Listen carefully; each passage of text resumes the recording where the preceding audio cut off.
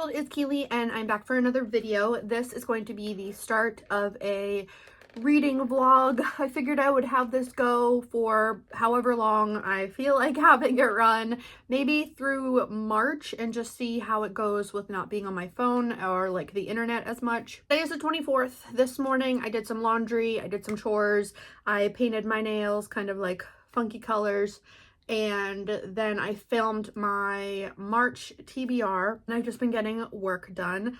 I have a meeting in about 20 minutes that I need to prep for, but I thought I would just get this vlog started. I am in the middle of reading lots of things. On my Kindle, I'm reading Jade City by Fonda Lee, and I'm also reading The Everlasting by Alex E. Harrow. And then I have, I think, a couple other books from the library on there. For physical books, I'm reading many. I read another chapter of Read Until You Understand this morning, and I am very much enjoying it. I'm now up to chapter 4, which is The Quest for Justice. The previous chapter was focused on Black male leaders throughout time. Frederick Douglass, a little bit of W.E.B. Du Bois, but not that much.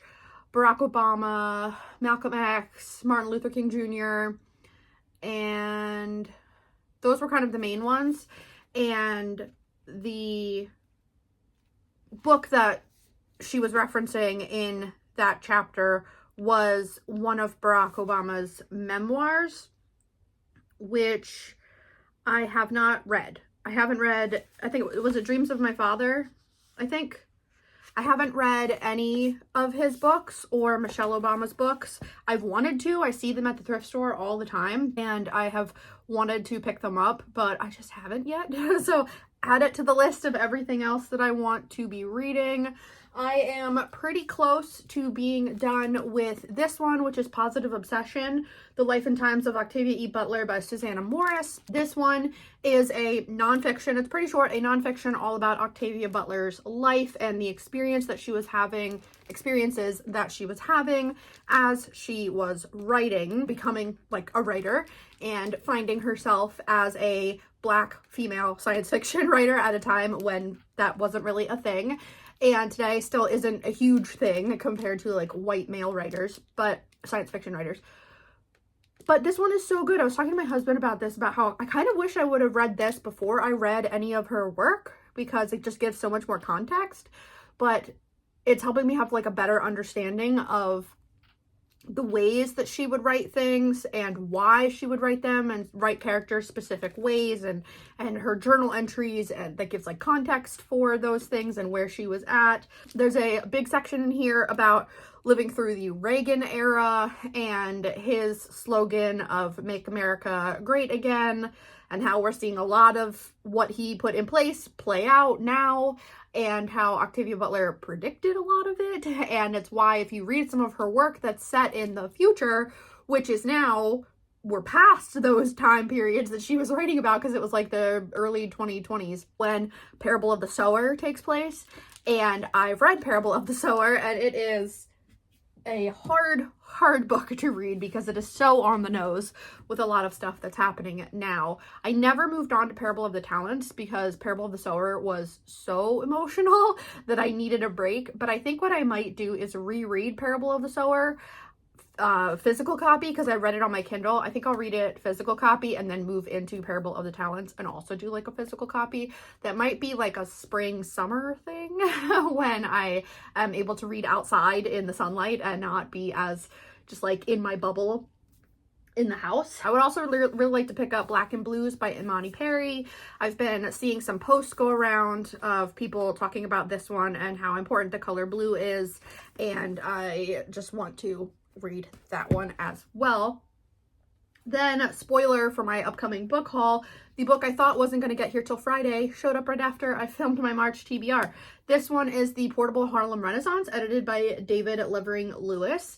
And this one, I'm just very excited to flip through and read the introduction and see what kind of stuff is in here. I kind of bought it impulsively after watching a booktuber talk about Black classics to read, and then was like, oh, I'm trying to learn about the Harlem Renaissance, so this would be perfect to read. So I immediately went and bought it. This is the one that was out of stock. It was back ordered on bookshop.org for a long time, and it finally came in and then mailed to me. So super excited to have that one. And yesterday I made more progress in this one, which is the nonfiction Slavery, Friends, and Freedom in Bucks County by Patricia L. Mervyn and Joseph Coleman. This one benefits the African American Museum of Bucks County in Pennsylvania, and this is a look at the history of slavery in Pennsylvania and the men that owned, mostly men, but also women, that enslaved people. Some of the enslaved people that we know about because of documents and how many we don't know about. And yesterday I read the super fun section that explains that how many of the towns in Pennsylvania, or like street names, buildings, universities, all of that, were developed by enslavers, and how many of the town names and stuff are named after enslavers. And it's just like, oh my god. Like, it's stuff that I should have known, and for like some parts of the United States I definitely like did know, like, okay, that's obviously, you know, they have a monument to this enslaver here, they have a monument to this white supremacist here, or, you know, there's been fights in the news over the last few years to rename things. And just learning that like the areas that you grew up in are also named after enslavers, and how my parents probably had no idea about that because they never took the time to educate themselves on fucking anything, but especially not us as kids. We weren't taught shit from like the communities we lived in or the history of that or anything. And so that's something that I've been kind of working on, of trying to unlearn a lot of the things that I was taught. That's, you know, that's a lifetime goal, but also just like learning more. For this vlog, I figure I would just bring you along as I am reading and working, and we'll talk to you about the books that I'm reading along the way. So right now I need to get ready for this meeting and then host the meeting, and then afterwards I just have some other kind of mindless stuff to do for work, thankfully, so I can kind of zone out and get some stuff done. And then today, since it's a Tuesday, I work 8 to 4, and at 4 we will probably go to the gym. I'm not sure, we will see. We'll probably go to the gym though, and then we have dinner reservations at 6 with a friend of ours as a thank you for watching our dog while we were on vacation a couple weeks ago. And then we'll probably go to Costco because we need a lot of stuff from Costco. But we'll see how the rest of this day plays out.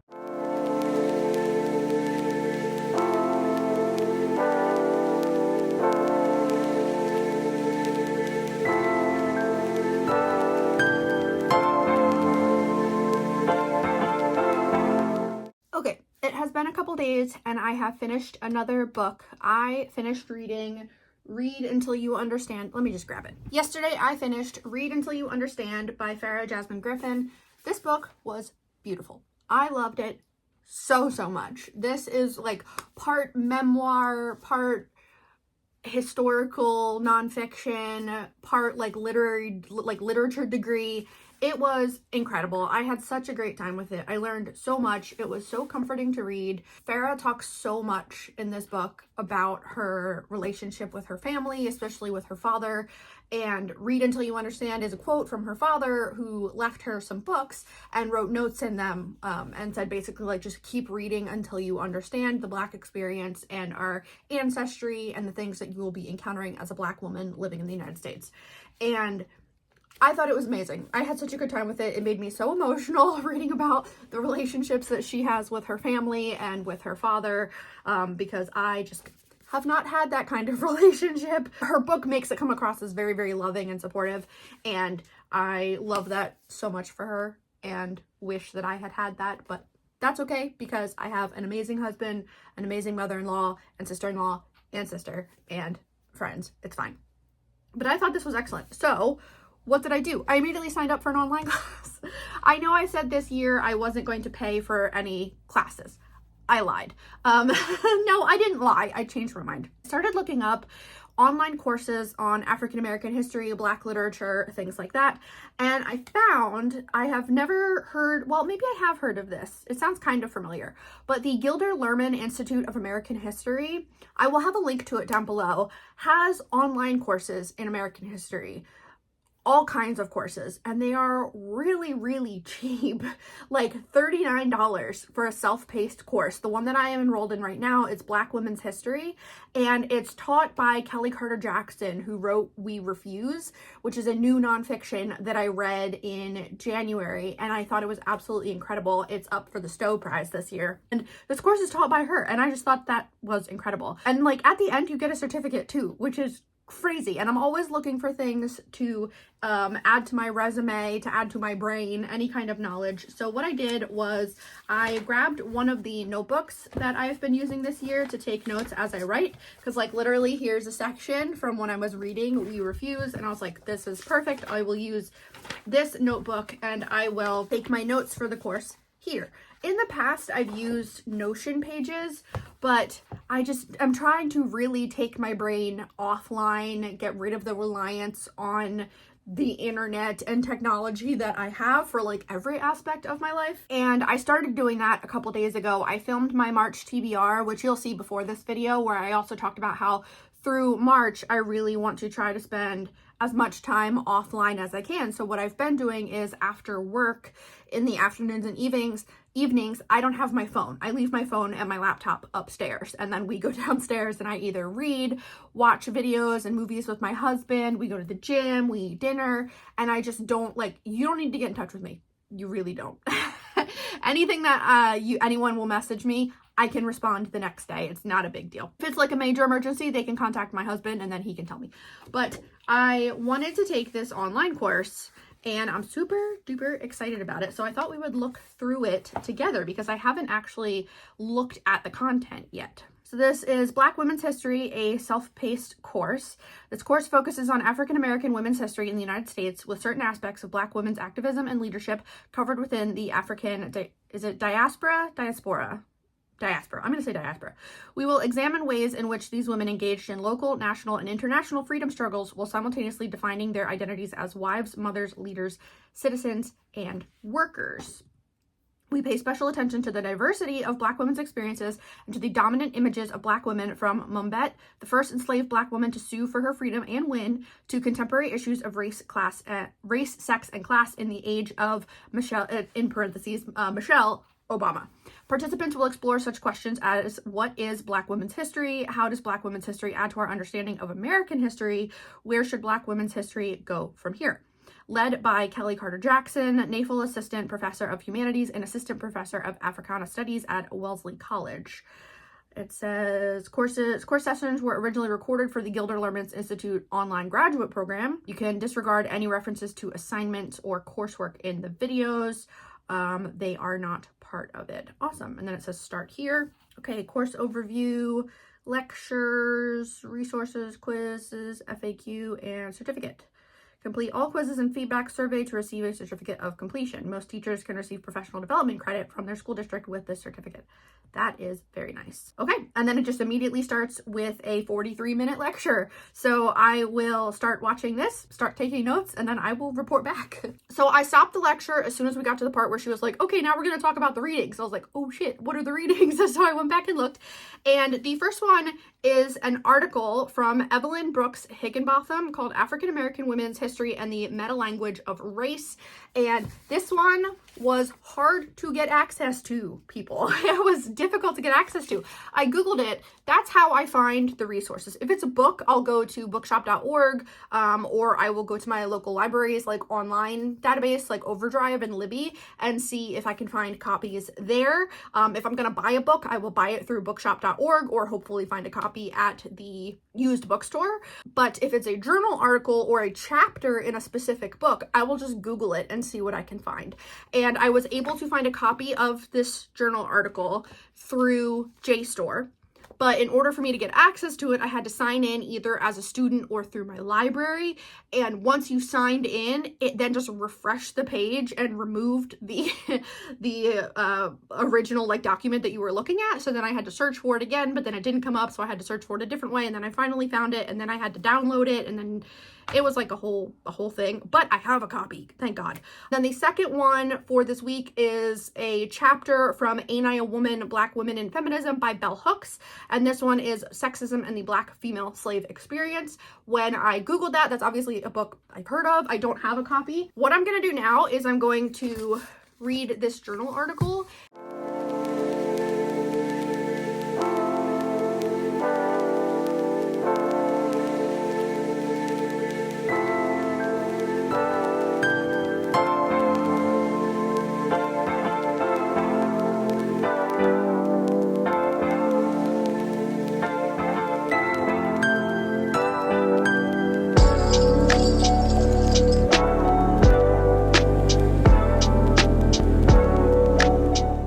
So it's been a couple hours and I'm warm. I just gave my dog a bath, her monthly bath, and then of course right after FedEx came, they said they would be here before 8.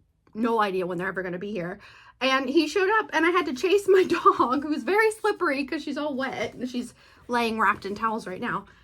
I had to go chase her to get her to put her in another room and close the door so I could open the door without the FedEx man being attacked by my chihuahua.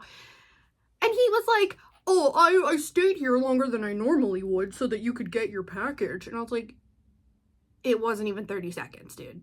Like, how long are you supposed to stay? Are we supposed to wait anxiously by our front doors all day, hoping that you might show up? Like, shut up. But I wanted to come back and give you some updates. So I've read about half of the article so far. And I filmed a little clip of me reading it, and I do a mixture of like underlining, writing, and highlighting. Now, when I'm underlining, I'm just kind of underlining like major points, things that I'm like, yeah, that tracks. You know, things I agree with, things I think are relevant, things that I think are like new things I didn't necessarily consider, things like that. And I then highlight the themes and the things that support the goal of the article. So when articles don't have an abstract, and an abstract is just a little section at the very beginning of the article that basically summarizes, like introduces the problem, talks about the methods or previous research, talks about like methods of how they're going to look for the problem or what they did, like how are you going to find a gap in services or something like that. And then like 1 or 2 lines at the end of basically like what they found or something like that. And it's basically just a really brief kind of overview so that people reading the abstract can determine, do I want to publish this article? Does it belong in this journal? Does it belong, you know, if I submit my journal article to a symposium to be able to present it or something like that, they read the abstract to determine if yes, it does fit kind of the theme. When I worked for a different organization and we would host national conferences, we would give kind of general themes of things that we wanted people to submit journal articles, research, presentations, things like that for them to talk about that fit that category. And we would get hundreds and hundreds of submissions, and what we would do would be read the abstract. Like, I'm not going to sit here and read every single, 15 plus page journal article and presentation and all of that people submit. I need to know quickly, is this article what I'm looking for? And when you are doing a research project, when you're writing an essay, things like that, if you're using journal articles, or like me, if you just in your job like to stay up to date on the latest research in your field, you read the abstracts. I read the title and the abstract, and I often look to see what journal it was published in to get kind of an idea of, is this written for my audience or is it written for someone else? If it's written in a medical journal, not necessarily going to be something that I'm looking for because that's written for medical professionals. And I'm not. So sometimes it overlaps, but I think you get the general idea. So since there was no abstract, we're like 5 minutes later, since there was no abstract for this article, what I look for then as I'm reading is like, okay, where is the author going to outline or summarize their goals for the article? So the title of the article is African American Women's History and the Meta Language of Race. So it's like, okay, we know that they're going to be talking about African American women's history, and then whatever the meta language is of race, that's going to be defined. That's something we're going to talk about, and the intersections of those two things. Page 2, it literally says first, second, and third. That's what I highlighted on this page of like, yes, this is, I'm presenting you with what I'm about to cover in the next 20 pages. So that's what I've gotten to so far in this article. But I did watch a webinar earlier for work. It was one that I had signed up to, and I actually need to type up a summary and send it to some people. I have a graduate degree in social work, and one thing that was talked about in this webinar that I attended, which doesn't get talked about often, I don't know that it was ever talked about in my schooling. It may have been, but I don't really remember, is the harm that social work and social carers and researchers and people that try to help communities end up causing. And so I downloaded 2 articles from Google Scholar that I would like to read and summarize and send when I send out this summary of this really powerful webinar. Is one is a critical perspective on settler colonialism, white supremacy, and social justice in social work. And the other one, since I work in a justice field, is criminal records as predictors of harm, questioning social work's reliance on records for gatekeeping. Yeah, I'm really fascinated by both of these. I'm just such in a learning mood. I was telling a Discord group that I'm a part of that my social worker heart just feels so full being in that webinar and hearing these researchers and social workers acknowledge that social work is primarily kind of founded in white supremacy, and many social workers and people that are paid to be social workers, not people that do the work of social workers, because there are plenty of people that do the work of social workers but are non-paid labor. People that are paid as social workers tend to be white. And yeah, I'm just interested to read these 2 articles and see what I can learn from them. Gave my dog a bath, which was one of the main things I had to do today. Getting some schoolwork done, getting some other reading done for work. Have a couple more things to do. I am done work at 4 today. I need to set a meeting for next week. I need to check my email on a different computer. I think that is it. That's enough rambling for now. I want to go back to reading this, and I also want to read these 2 articles. And these ones I probably won't print out. I'm just going to see if I can edit them in Adobe Reader and add highlights and shit, and then also take notes separately in a Word document. I have a folder system for work that is professional development and training for each year that I've been in my job at this particular company. I've had different roles, but just in general. And so I had to make a 2026 training folder, which was very exciting. That's one of my favorite things is having training folders. So that's where I saved these articles. But okay, enough rambling. I gotta do some stuff, and then I will come back and update you guys later. Hello, I owe you an update. So it is now the next day, and I have some things to talk to you about.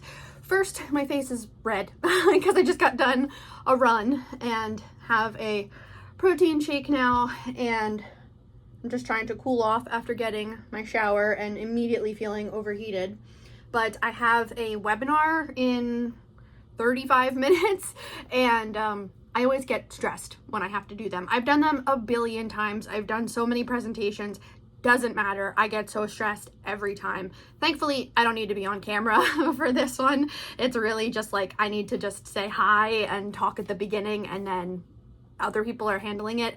But it doesn't matter. I always get really stressed. So I was like, you know what? It's been a long week. Why don't I take a break, go to the gym, get a quick run in, get some of my anxious energy out, and then come back and work for the next couple hours. So that's what I did, and it was great. Was able to get a run in. That felt great. I finished the article that I was reading for my online class, which is the whole point of this video. So I finished African American Women's History and the Meta-Language of Race. It was super duper fascinating. It is too many pages for my rinky-dink stapler to actually staple through, so I have to just use a paper clip. But yeah, I thought this was really great. I wrote down, or I highlighted a couple of people that were mentioned so that I can look them up. Who is this person? Hazel Carby was mentioned. It says Hazel Carby's discussion of Black women novelists of the Harlem Renaissance. So I was like, oh, well, learning about the Harlem Renaissance, so I want to look up that person. And then I started watching I watched more of the lecture, the part that covered Evelyn Brooks Higginbotham, who was the first Black woman to be tenured as a history professor at Harvard, maybe tenured at Harvard in general. So I took a couple more notes, and then realized that I am at a roadblock. So the next thing to read is a section of Ain't I a Woman by Bell Hooks. However, the resource I thought I had, which was the online archive, only had a preview, which was basically like the cover and like the table of contents, and that was it. My library has a physical copy, but it's at a different branch, so that'll take a couple days to come to the branch that I live closest to. And the ebook version is already checked out. And then I was like, you know what? I want to have Bell Hooks works anyway. What I ended up doing, and I know I didn't want to do this, and I just got frustrated and did it anyway for ease of convenience.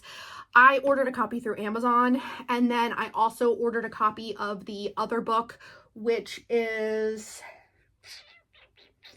it's Slavery in the Middle Passage. Is it like Tears at Sea? Something like that.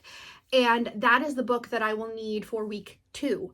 And I couldn't find it on bookshop.org. My library didn't have it. Philadelphia's library system didn't have it. And I could only find it on Amazon. So I'm not happy about it, but I did buy 2 books from Amazon. This is the first time I've used Amazon all year so far, which is pretty good considering that in previous years I haven't thought about it and I've just used Amazon for everything, but we are trying to cut them out. So this is the first time I've used Amazon this year. I will take that as a win. And then I'm going to try to go back to not using Amazon. And then I also ran to the thrift store after work yesterday. I thought I was going to take you guys with me, and my day just didn't end how I thought it would. My husband came home and had a really stressful day, so we spent some time talking through it. And then my work day ended on kind of chaotic, like a chaotic note, and I was like, you know what? I'm just gonna go. So I went to the thrift store and I found a copy of Becoming by Michelle Obama, which I figured I would. They actually only had 2 copies of this, but they had way more copies of Barack's books. And so I paid $4.99 for a hardback, which is always a good deal. And then I ran into the Barnes & Noble that's across the parking lot, and I picked up the book for week 3, which is Never Caught: The Washingtons' Relentless Pursuit of Their Runaway Slave, Ona Judge. I almost picked up. I should have just done it. I wasn't sure. I couldn't get the stupid website to load to tell me what other books I needed, and I forgot to write them down before I left. I had the Harriet Jacobs narrative of slave girl, I think it is, slave woman. I can't remember. I had Harriet Jacobs' book in my hand at Barnes & Noble, and I was like, I think I need this, but I don't know. And I didn't get it, and then I came home and I was able to sign in and see that, yeah, it's in a later week that I will need it. So I'm a little bit annoyed that I didn't just grab it, but that's okay. When I need it, I will go get it. I'm at a little bit of a standstill with that course. However, they have a ton of online courses, and I was like, oh, maybe I will take notes of all the online courses that I'd like to take, because they're $40. I mean, obviously, like if you're going to buy the books and stuff, that's going to cost more money, but they're self-paced. It's $40, and then you get a certificate at the end. You can't make my brain happier than that unless it was free with a certificate at the end.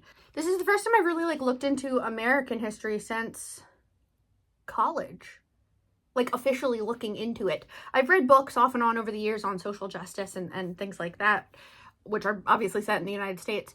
But I typically, if I'm like looking into history, I'm looking into other parts of the world because it's been too difficult I just haven't had the brain space and energy and emotional energy to be able to learn more about like the hellscape that we're living in. But if I'm doing it through a course, that feels much safer because I'm reading it for a reason. That's like, obviously if I'm reading it, it's for a reason, but I don't know how to explain that there's like a difference in my head between doing it for fun and taking a course. There's like a break there that is like kind of protective of my mental health. And it's like, well, then I can, set certain hours for it and all of that. I don't know. Maybe that makes sense. I don't know if it does. But in case it does. Oh boy. Okay. I have a couple minutes until I have to hop on to this meeting. Oh my goodness, they even have a bookshop.org page that would benefit the Gilder Lehrman Institute. Oh, I love it. I love it. I love it. I want to buy all the books. Oh my God. That was a book I almost bought. We went to a local bookstore. Well, not local, not really. Bryn Mawr, Pennsylvania, which is part of the Main Line, an incredibly high income area. That's where like Villanova and a lot of the really expensive universities are and colleges. And we were over that way a weekend or two ago, and there was I think it's called Title Page Books, is a used bookstore there that is kind of a nightmare. It's one of those bookstores where it's just like a warehouse, and you walk in and there's no windows, so there's no ventilation. There's very, very little room to like actually go up and down the aisles. The person behind the desk is just like an older person, and you can't see them behind the piles of books and papers and stuff. And in some ways I love that, and in other ways my anxiety brain is like, okay, one spark and we're all gonna die. But anyway, we walked around and they had a copy of The Hemmingses of Monticello by Annette Gordon Reed, and I almost bought it, but I was like, ooh, I'm afraid that one would sit, I'm afraid that one would sit on my shelf for a while unread, and I don't want that to be the case. I want to be reading the books. But I don't want to wait for these books to come in, and I don't want to move forward in the online course until I've read everything. I'll figure out something to do. I don't know. But I have to do work stuff. Gotta stop rambling. And I have a bunch of online articles, journal articles pulled up to potentially review about how to make online learning accessible and equitable. So I'm gonna flip through. Oh my god, I opened so many. I was just going crazy on Google Scholar earlier, opening everything.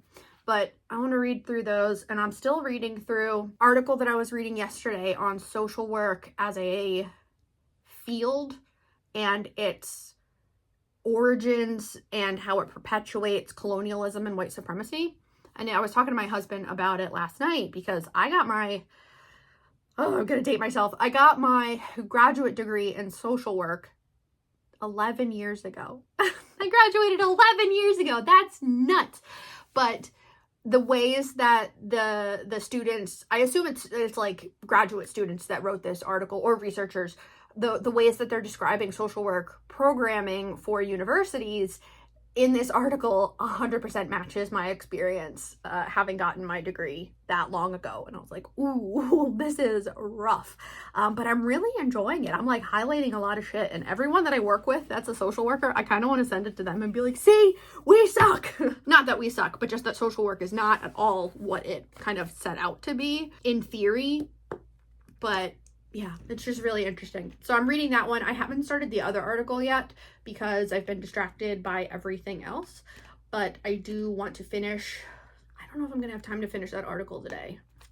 This webinar is gonna take an hour and a half. Actually, it'll end up taking 2 hours.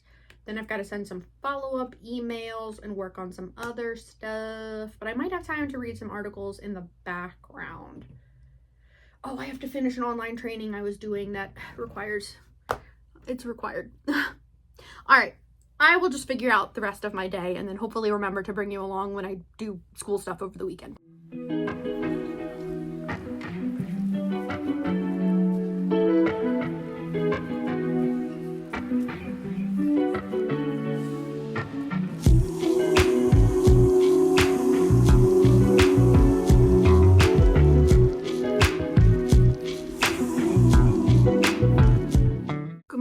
It is Monday. I'm just getting started with my day, getting signed into work. We had a pretty good weekend. On Saturday, what did we do? We hung out, we did some chores, we had game night, like virtual game night with our friends. I got a bunch of reading done, and then Sunday we went to the park for a reading session. The park, like the weather, as it's getting warmer, we will be at the park more often now. We didn't go for a couple weekends off and on throughout these last couple months because the weather's been so cold. It's just been easier to stay at home and read. We also yesterday decided to finally do our Q1 kind of declutter, which I told my husband was like something that I wanted to do at least once a quarter throughout this year, is go through different parts of our apartment and get rid of stuff that we don't need or that just isn't serving us anymore. And we decided to finally do his office. I've done my office a couple times, well, more than a couple times, because I've also rearranged my office a handful of times since we moved into this apartment. We hadn't yet tackled his office, which was basically like everything that was in his desk and his organizers and stuff, was basically what it was when we moved in 4 years ago. So we had a like short declutter session of going through of like, do you even know what that is anymore? Or like, here's this thing I kept that was like a piece of something that I don't even have anymore, so we can get rid of that. And then he came upstairs and hung out with me while I kind of organized my office. And I did get rid of some stuff. Really, it's just like a couple little knickknacks here and there. I rearranged some books, so I have spaces a little bit more cleaned up, which is nice. But today, like I said, it's Monday. I'm getting signed in, trying to figure out what I have to do today. I have a meeting at noon, and I have therapy this afternoon, and I have one task that's been assigned to me to fix, to make a couple changes. I have a bunch of stuff to do for this one document, and then I'm gonna get some reading done. I also decided to sign up for a second class, so I'm taking the Black Women's History class, and then now I'm also taking one on historiography. And that one, so far, I went and picked up the first book for it, which is this little tiny one called The Landscape of History: How Historians Map the Past by John Lewin Gaddis. And I am up to page 48. I have to read the first 5 chapters for the week 1 lecture. So that's going to be on my list of things to do today, is to get more of the reading done for this and then get into the actual lecture content. But first, I have this big work thing that I have to get done, so probably when I have a lunch break later on is when I will get some reading done. But I just wanted to come back and give a little update that I am now doing 2 classes, and I am waiting for a book haul that will come on Wednesday for the first class so that I can finish up the lecture for week 1.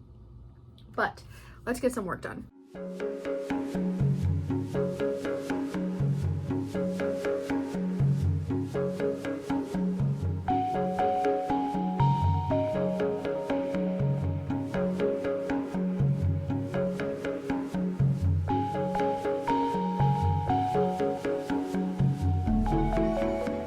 Okay, we are back for another day. It is Wednesday, my dudes, and I have already been working for a little while. This morning I woke up and I spent about an hour just sitting in my reading chair reading, which was lovely. I love when I get up early enough to have time for myself. The book that I've been reading so far this morning is Notes of a Native Son by James Baldwin. This is my second James Baldwin in my long James Baldwin read through that I'm doing. I am up to the essay called Carmen Jones, The Dark is Light Enough, and I'm about 50 pages of the way through it. I finished the essay that was called Everybody's Protest Novel, which was on Uncle Tom's Cabin. And then I read the one after that, which was called Many Thousands Gone, and that one was about Native Son by Richard Wright. When I get to these sections that are about books that I have but haven't read yet, part of me wants to like stop reading this and go and read those and then come back. But I know that if I do that, there's a good chance that I won't be able to come back to this for a while because both of those books are pretty big. So instead, I just read through them, and then what I want to do is once I read those books, finally, go back and reread those essays. I am getting some books in the mail today, which I'm very excited for, and I thought that I would actually tell you what the other books are that I ordered for the historiography class. I need to read the next couple chapters in Landscape of History. I think it's actually going to be finishing the book because this is very, very short. And the next week, yeah, it's literally finishing the book. So I have to read chapters 6 through 8 for week 2 of my online class. And the books that I'm getting in the mail today, I am getting Ain't I a Woman by Bell Hooks, which I need to read a section of for week 1 of the Black Women's History course. And then I also got the next book, which is Slavery at Sea, Terror, Sex, and Sickness in the Middle Passage by Sawande M. Mustaqim. And that book I just could not find anywhere except for Amazon, which is really annoying, but that's okay. And then the books that I ordered secondhand that will be coming slowly over the next couple weeks One is Historical Research, a guide for writers of dissertations, theses, articles, and books by W.H. McDowell, which is a textbook, so I will be getting that one. The next one is The Craft of International History, a guide to method by Mark Trachtenberg. Another textbook, I will be getting that one used. The next one that I had to get was American History Now, edited for the American Historical Association, and they were edited by Eric Foner and Lisa McGurr. And this is 18 original historiographic essays that survey recent scholarship in American history. So that should be interesting to read through. And the final one for the historiography class was Historiography, an Introductory Guide by Eileen K. May Chang. And yeah, it's just a bunch of textbooks, and thankfully I was able to get every single one for under, I think, $8 a piece. So it ended up being like $26 with shipping and all that, which is very, very nice. So you definitely, like, if you want to read all of the things for these courses, which you don't have to, any of the quizzes, the content comes directly from the lectures. Like, they're specific about that in the description. This way you don't, you have to spend money on these courses other than registering for them. But I'm trying to learn a lot and I enjoy it. So I was like, okay, I don't mind. In terms of today, I have some meetings throughout the day. I'm going to try to get a lot of reading done. I did grab yesterday from my stacks Year of the Tiger, An Activist Life by Alice Wong, because as I was reading a journal article about accessibility, they referenced Alice Wong, and I was like, oh, well, I just bought that. I should pick this up and read it.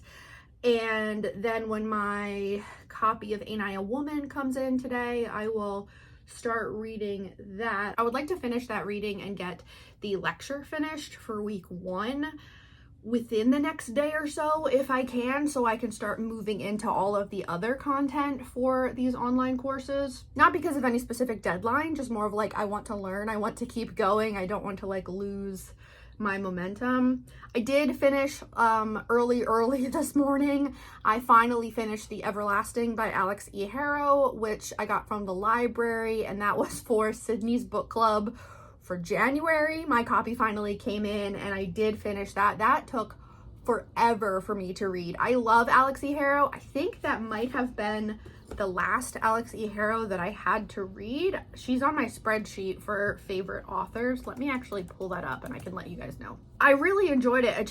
I told my husband last night, I was like, I am so tired of reading this book. It was like 300 pages and it just took me forever to get through, and I don't really know why, but it kind of fell into that thing that I don't really love with some books where you think that, like it could end right here, and then it's like, oh nope, something went wrong again, and then it's like, okay, well, here's another 50 pages, and then you're like, it could end right here and you'd be fine. Nope, we better keep going, something went wrong again, and it just kept doing that over and over, and I was like, my god, guys, can we stop? So I did finally finish out this vlog this morning, and I did enjoy it. I don't know what I'm gonna give it. I'm like leaning in between a 3.5 and a 4, and then because I did really enjoy a lot of it, but other parts I was just like, my February wrap up. This is taking so long. So I have read every single thing that Alex E. Harrow has published, which is super fun. Then this weekend, we will probably be going out.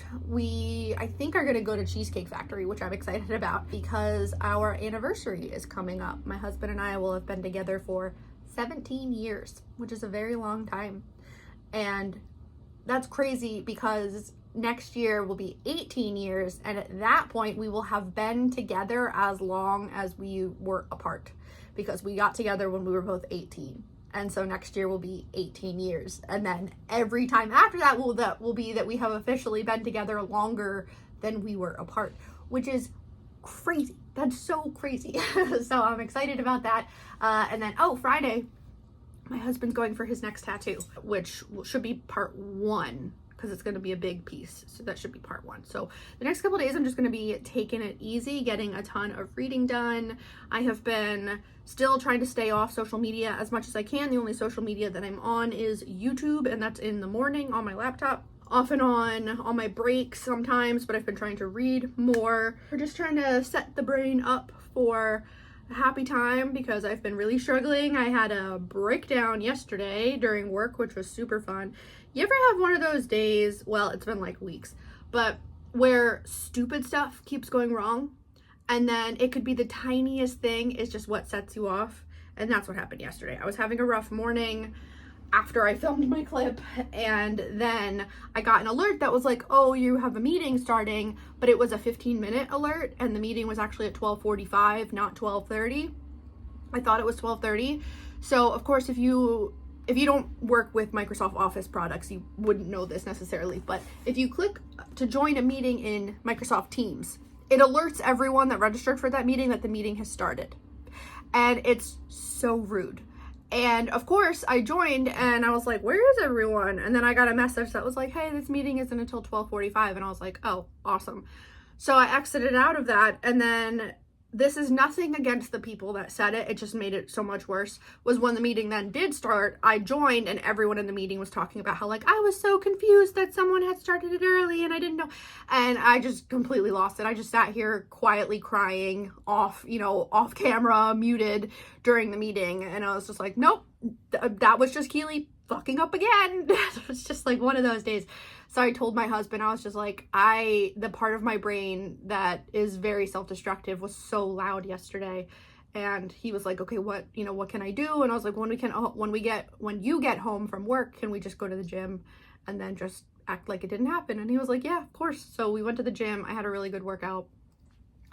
And then we came home and had dinner and just hung out. And honestly, that's what I needed because my brain was just really struggling. All right, I am going to get back to getting some reading done and some work. I want to look up more articles based off of what I read about the social work practice and how harmful it is. Yeah, I want to keep reading about that because I think that's really important to read about as a social worker. So I'm going to keep doing that and then I will come back and update you guys later. It has been a few hours, so I thought I would give you guys an update.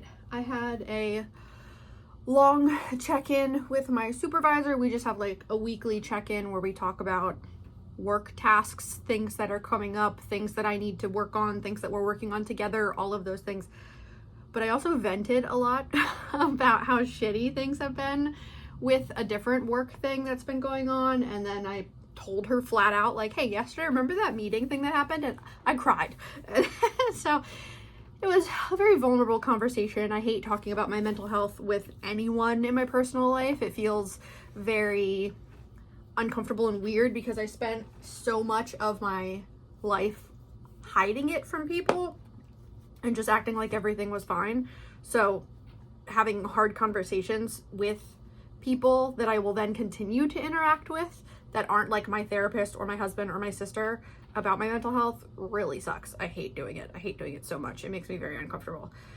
But it's important that to an extent my supervisor is aware that I carry these huge things with me and it impacts my day-to-day and I need help with things off and on. So learning to ask for help is always a difficult process, but it was a good conversation. But anyway, that was good. I got some work stuff done. I got my books in the mail. We have Ain't I a Woman? Black Women in Feminism by Bell Hooks, and I used some sticky tabs and I marked off. It's just chapter 1 that I need to read for my class. And then the other book that came in the mail today was Slavery at Sea.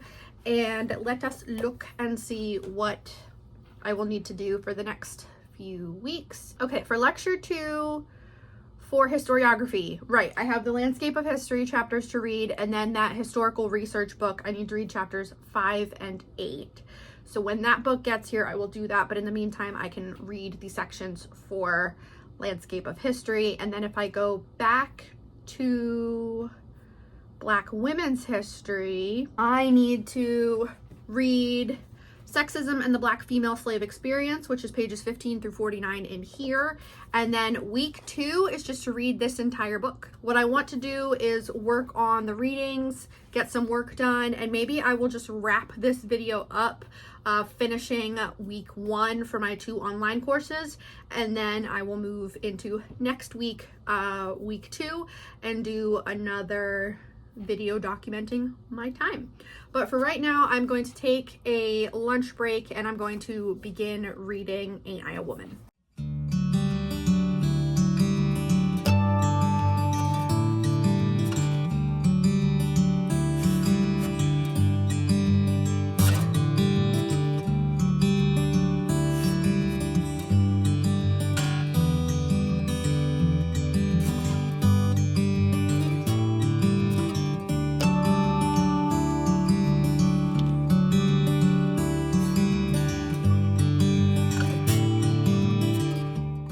Okay, I'm just gonna end this vlog here. I've been editing it all morning. It took me forever to edit it. It's way longer than I thought it would be. I finished up lecture 1, quiz 1 for both of my classes, and now I need to get into the readings for week 2 because there's a lot to read and that's gonna take me a while. So I'm just gonna wrap this up here and then I will start working on my week 2 vlog. Yeah, I think that's what I'm gonna do. So thank you so much for hanging in and I will catch you guys in the next one. Bye.